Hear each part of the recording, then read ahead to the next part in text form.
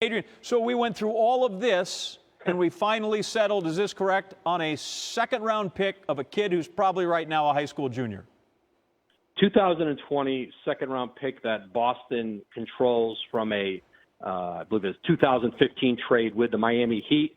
That will go to Cleveland, and now the deal is agreed to. Kyrie Irving to the Boston Celtics, and Isaiah Thomas, Jay Crowder, Ante Zizic, and the 2018 first-round pick from the Brooklyn Nets, which will be unprotected, goes to Cleveland. And finally, over a week after both teams agreed to terms, they really agreed to terms now.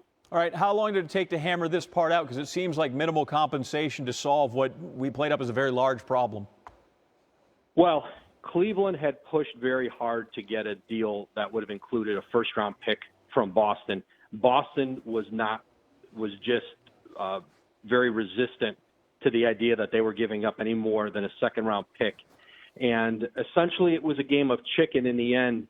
Neither team could really afford for this deal to blow up. The consequences for both organizations would have been tremendous.